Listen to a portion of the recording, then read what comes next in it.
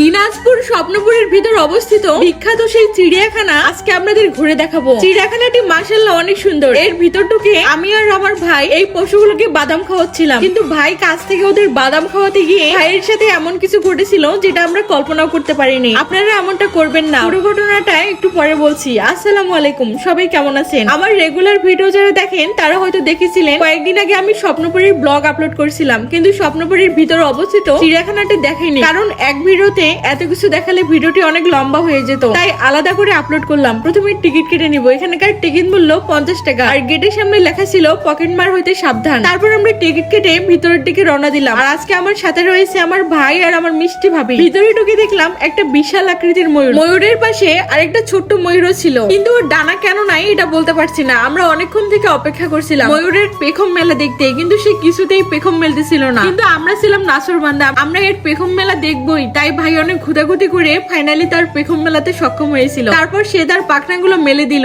এত সুন্দর লাগছিল, মনে হয় ময়ূরের এই সৌন্দর্যের কাছে সব পাখির সৌন্দর্য হার মানবে। তাকে দেখে মনে পড়লো ছোটবেলায় এই পেখম গুলো এর মধ্যে রেখে ভাবতাম এগুলোর বাচ্চা হবে, কিন্তু বাচ্চা আর হতো না। এখানে একজন বাদাম বিক্রি করতেছিল, তাই ভাই কিছু বাদাম নিয়ে নিল। প্রথমে ভেবেছিলাম আমাদের খাওয়ার জন্য, কিন্তু পরে বুঝলাম এগুলো ভাই পশু পাখিদের খাওয়াবে। তারপর এই জায়গায় দেখলাম একটা বিশাল আকৃতির কুমির, আর এখানে লেখা ছিল কুমিরকে ঢিল মারলে 200 টাকা জরিমানা দিতে হবে। এখানে আরো বেশ কয়েকটা কুমির ছিল। কুমিরগুলো ছিল আমার মতো শান্ত শিষ্ট নম্র ভদ্র প্রকৃতির। কুমিরের পাশে দেখতে পেলাম ছোট ছোট কচ্ছপ আর কাকড়া। তারপর দেখলাম এখানে একটা ভোদর, ওকে দেখে একটা কবিতার লাইন মনে পড়ে গেল, আইআইটি নাই ভরা দিয়ে নাও নিয়ে গেল বোয়াল মাছে, তাই না দেখে ভোদর নাচে। ভোদরকে বিদায় দিয়ে সামনে দেখতে পেলাম অনেকগুলো হরিণ। কিছু কিছু হরিণ অনেকটা বয়স্ক টাইপের ছিল। এখানে আমরা হরিণ গুলোকে বাদাম খাওয়াচ্ছিলাম। তারপর এই জায়গায় একটা লম্বা ঠোঁটওয়ালা পাখি দেখতে পেলাম। এই পাখিগুলো এই লম্বা ঠোঁট দিয়ে বাদাম গুলোকে ক্যাচ ধরে সুন্দর করে খাচ্ছিল। আর এখানে একটা বিশাল ভাল্লুক দেখে এই ভাল্লুকের গল্পটিও মনে পড়ে গেল।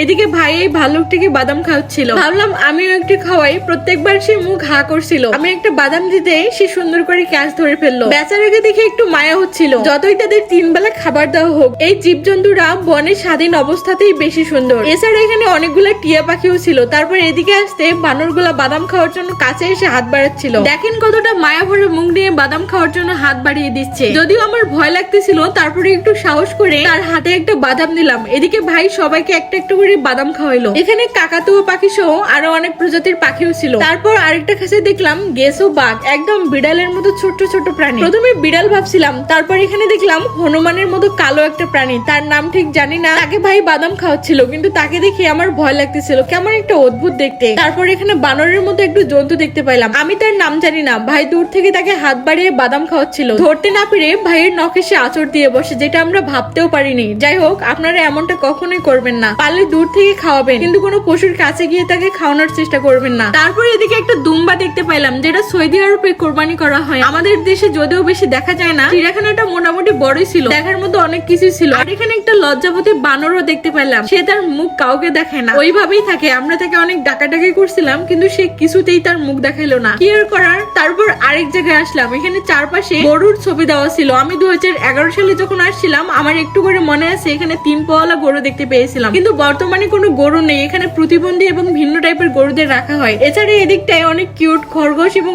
অনেক প্রজাতির কবুতরও ছিল। তারপরে উট পাখিদের আস্থানে চলে আসলাম। এখানে অনেক উট পাখি দেখতে পাইলাম। এদের সম্পর্কে শুনেছি রেগে গেলে নাকি অনেক জোরে দৌড় দিয়ে ঠোকর দেয়। তারপরে এদিকে আরো অনেক প্রজাতির বানরও দেখতে পাইলাম। এরা দেখতে অনেকটা অদ্ভুত প্রকৃতির, তবে নরমাল বানরগুলোকে আমার বেশি ভালো লাগে। এখানে দেখলাম অজগর মামা, অনেক বড় বড় অজগর সাপ ছিল। এখানে জাল থাকার কারণে ভালো করে কাছ থেকে দেখাতে পারছিলাম না। এত অল্প সময়ের মধ্যে সবগুলো মোটামুটি দেখানোর চেষ্টা করছি। আজকের মতো ব্লগটা এখানে শেষ করছি। ভিডিওটা ভালো লাগলে লাইক কমেন্ট শেয়ার করবেন। আল্লাহ হাফেজ।